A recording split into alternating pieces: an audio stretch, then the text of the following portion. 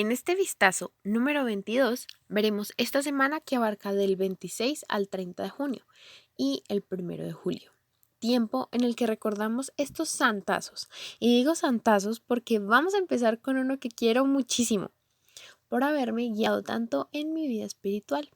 Les hablo del fundador de mi colegio, Gimnasio Iragua, en Bogotá, Colombia, y de muchos otros colegios en el país que buscan dar una formación integral, de calidad humana espectacular, tal como lo hacen en los centros de formación para señoras, señores, casados, solteros, sacerdotes de la obra de Dios. Sí, así se llama lo que este santo fundó, el Opus Dei, una inspiración divina que tuvo San José María, escriba de Balaguer, en el medio de un contexto muy difícil de la Guerra Civil Española, hacia el año 1936. Hoy su obra ha llegado a más países. Comenzó a expandirse entre los años 40 y 50, promoviendo la santidad de los cristianos en medio del mundo, en medio de su día a día, en el trabajo, sea cual sea, lo cual se logra fortaleciendo la vida de fe. Además de colegios en todo el mundo, cuentan con universidades como La Sabana en Bogotá y Navarra en España. En agradecimiento, por tanto, San José María le construyó a Nuestra Señora en Torre Ciudad un santuario espectacular que ojalá algún día tengamos todos la oportunidad de visitar. Sus libros son fascinantes, se los súper recomiendo para tener un ratico de lectura espiritual diaria que nos pueda servir de guía sobre algún tema en especial o simplemente leer varios puntos para meditar a lo largo del día. Un ratico estar concentrados hablando con Dios con estos es una muy buena idea para pasar el tiempo de una manera que realmente valga la pena. Pero bueno, no he hablado de su vida, es que hay tanto en ella, pero buscaré resumir lo que más lo marcó. Primero, él quería estudiar para poder cuidar de su madre y su única hermana, pues tuvo otras 3 hermanas menores, pero ellas murieron. Entonces un día Dios le mostró que sus planes eran por otro lado. Vio a un religioso descalzo caminando sobre la nieve. ¿Se imaginan esa entrega? Esto le impactó tanto porque pensó, ¿qué estoy haciendo yo por Dios? Algo que también podríamos preguntarnos nosotros. Y entonces sintió su vocación sacerdotal al punto de pedirle a Dios que le enviara otro hijo a sus padres para que él pudiera ser el que se encargara de cuidar a la familia. Y así fue. Entonces, él partió a Roma a formarse y poco a poco Dios le mostró que quería que creara esta preciosa institución que congrega a muchas familias de muchos países y que se ha ido creciendo gracias al apoyo de todos ellos. Murió el 26 de junio de 1975. El 17 de mayo de 1992, San Juan Pablo II lo beatificó y luego lo proclamó santo 10 años después, el 6 de octubre de 2002, en la Plaza de San Pedro. La parroquia de este santazo se encuentra en la calle 78A Sur, número 3823. El 27 tenemos la celebración de Nuestra Señora del Perpetuo Socorro. En la Iglesia Ortodoxa se le conoce como Madre de Dios de la Pasión porque es una advocación mariana en la que la imagen representa a la Virgen con el niño que se aferra a ella de una manera tan preciosa porque cae en cuenta como que el Arcángel San Miguel y el Arcángel San Gabriel le están presentando lo que va a ser su pasión. Entonces la reacción de él en principio es como de susto y de apoyarse en su madre, es espectacular. Así que por eso es que le pedimos ayuda a ella. Esta imagen se conoce desde Creta, en el mar Egeo, más o menos alrededor del siglo XV, cuando un mercader la sustrajo de una iglesia y la escondió en su equipaje y se embarcó a otras tierras. Allí tuvo en ese viaje una gran tempestad que hizo que los pasajeros pues se encomendaran a Nuestra Señora y lograron salvarse. Poco después, el mercader llegó a Roma con el cuadro y se lo confió a un amigo para que lo dejara en alguna iglesia, pero él lo que hizo fue guardarlo en su casa. Entonces la Virgen se le apareció en sueños a su hija, indicándole el deseo para que la imagen fuera llevada a una iglesia situada entre la Basílica de Santa María la Mayor y la Basílica de San Juan de Letrán. así que quedó en la iglesia de San Mateo, que fue regenerada por agustinos. La imagen, hacia el año 1499, cuando el Papa Alejandro VI la mantuvo ahí, pero luego pues hubo realmente muchos milagros durante este tiempo, pero luego en febrero de 1798, con la invasión de Napoleón, sus tropas se apoderaron de Italia y destruyeron en Roma más de 30 iglesias, entre ellas donde estaba Mamá Linda, San Mateo. Los religiosos agustinos lograron salvarla y la escondieron en la iglesia de Santa María in Posterula, o Posterula, no sé. En 1855, Eduardo Douglas y Brixto Queloz, miembros de los Redentoristas, congregación fundada por San Alfonso María de Ligorio, quien dentro de poco hablaremos en agosto de él, compraron un terreno al lado de la vía Merulana, muy cerca de Santa María la Mayor, justo el mismo lugar donde estuvo la iglesia de San Mateo. Así que allí se construyó un cenobio y una iglesia. A través del padre Miguel Marchi, se descubrió en 1865 el paradero de esta preciosa representación y el 11 de diciembre de 1865 el Papa Beato Pío IX recibió al superior general de los Redentoristas y aprobó oficialmente que fuese llevada de nuevo a ese lugar. Es venerada en la iglesia de los Agustinos y desde 1866 en la iglesia de San Alfonso de Esquilino en Roma.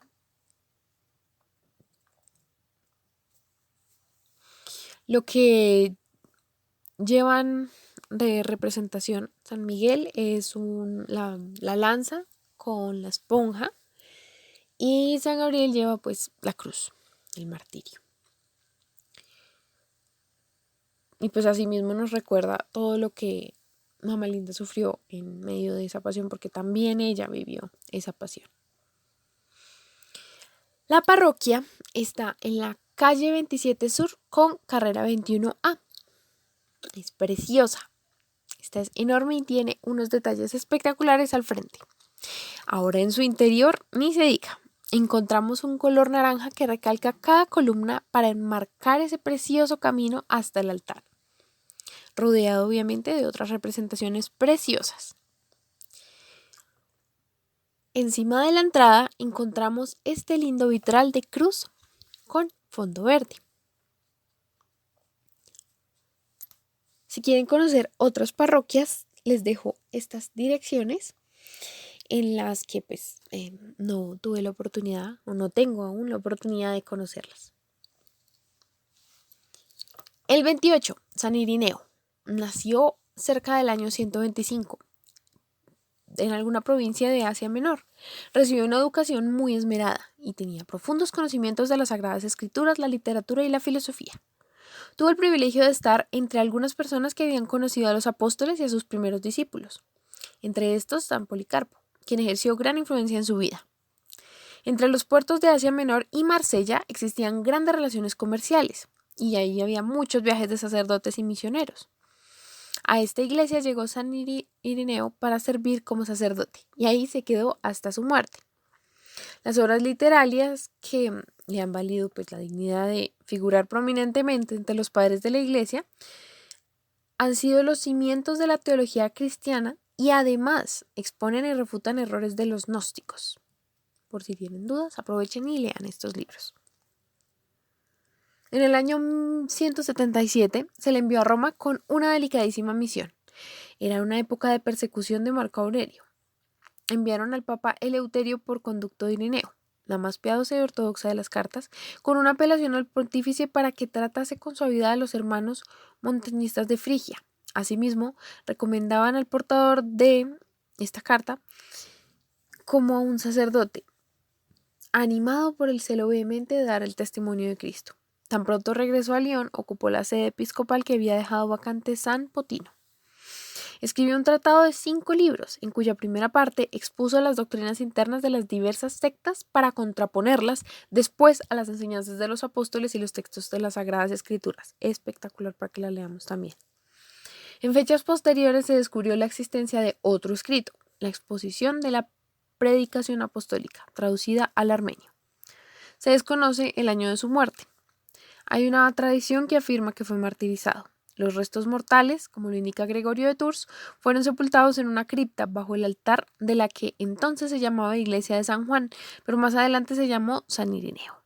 Esta tumba o santuario fue destruida por los calvinistas en 1562 y al parecer desaparecieron los últimos vestigios de sus reliquias. Qué pesar. La parroquia queda en la carrera 56, número 1448 Sur. En su interior vemos esta preciosa cruz en el techo. Ambas fotos las tomo de Google. El 29 tenemos la super celebración de San Pedro y San Pablo. De este último ya hablamos de su conversión y mencionamos algunas de sus espectaculares frases contenidas en las cartas que enviaba a toda la iglesia naciente para guiarlos, animarlos, mientras seguía realizando su labor apostólica, llegando a los gentiles, es decir, expandiendo el cristianismo más allá de los judíos. Su muerte se dio luego de 2 años de cautiverio y luego otros 2 años de cautiverio un poco más como en la casa en Roma. Tertuliano describe que Pablo sufrió una muerte similar a la de Juan Bautista, quien fue decapitado. Lo dice de esta manera. Abro comillas. Cuán feliz es la iglesia, en la cual los apóstoles derramaron toda su doctrina junto con su sangre, donde Pedro soportó una pasión como la de su Señor, donde Pablo ganó una corona de una muerte como la de Juan el Bautista. Cierro comillas. Ambos vivieron estas cosas después de pasar por flagelaciones, apedreados, ser ofendidos, ser golpeados en repetidas ocasiones por quienes no quisieron recibir el mensaje de salvación, de amor que Jesús nos dejó. Sus restos se encuentran en donde hoy está erigida la Basílica de San Pablo, extramuros. También hay que conocerla algún día.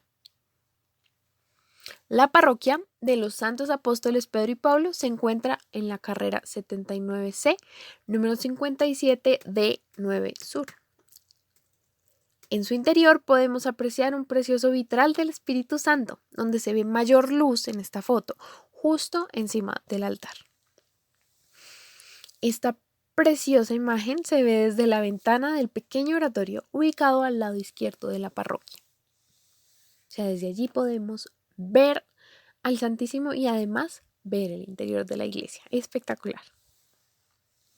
Ahora enfoquémonos en San Pedro, nuestro primer papa, como lo estableció Jesús cuando le cambió su nombre de Simón para que fuera piedra sobre la que Jesús edificaba su iglesia.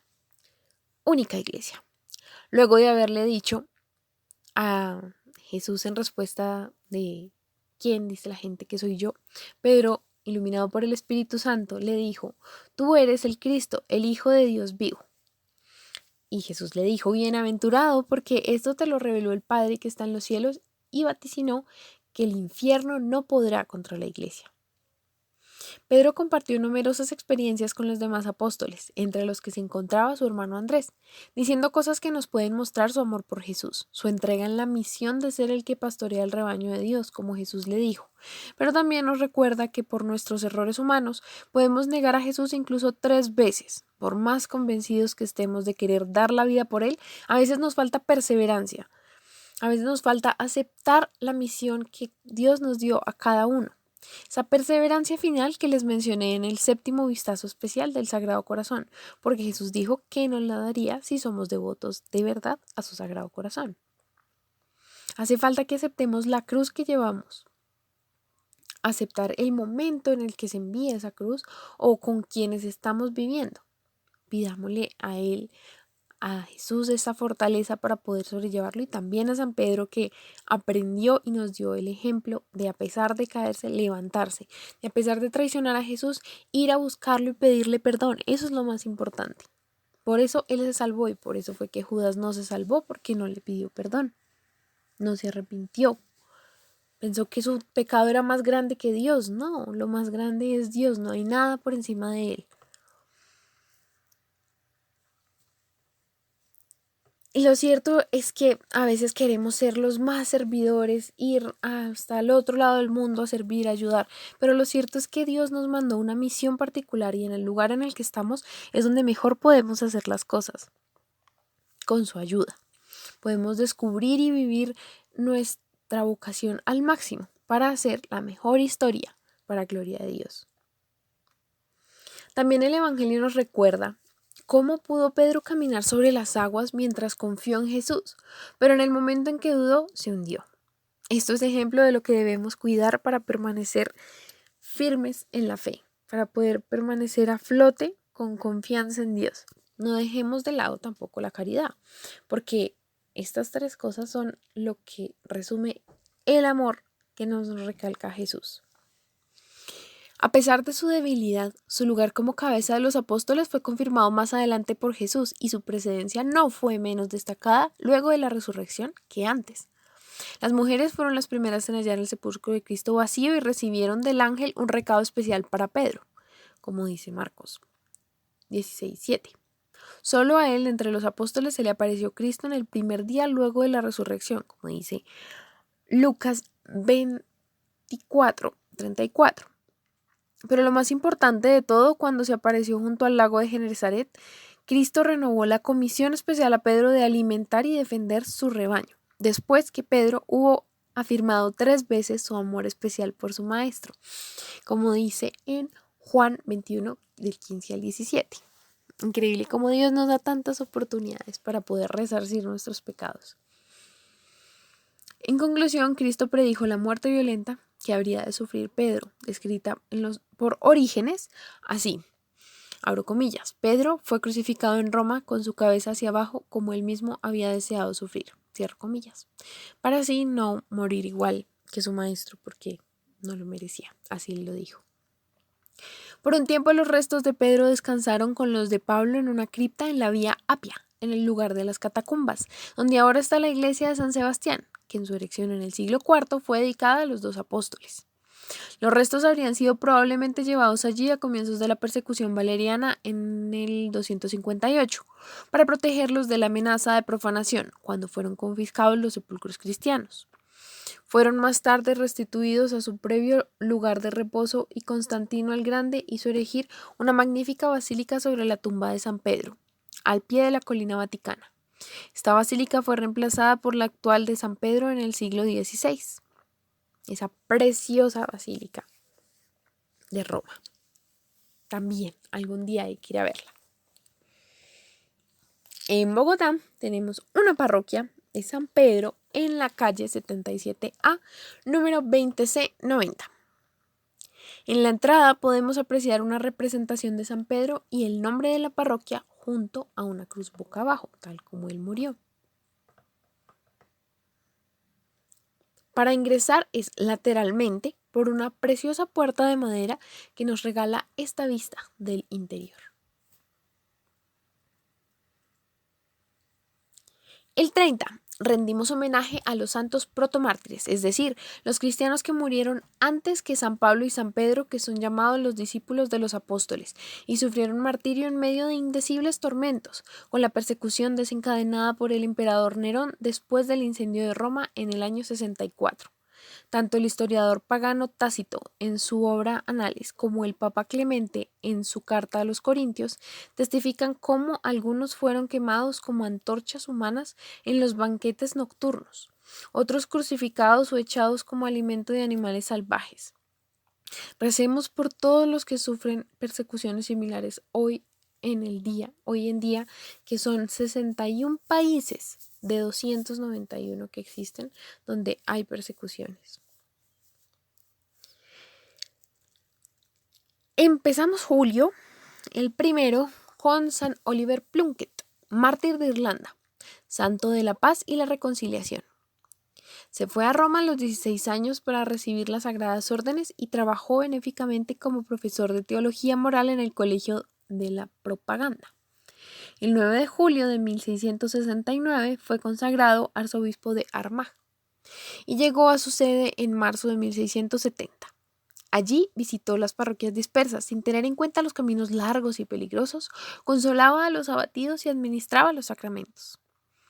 El 23 de julio de 1680 se encontró el arzobispo ante el tribunal de Dundalk, debido a la absurda acusación de haber contratado a 70.000 irlandeses católicos para asesinar a todos los protestantes.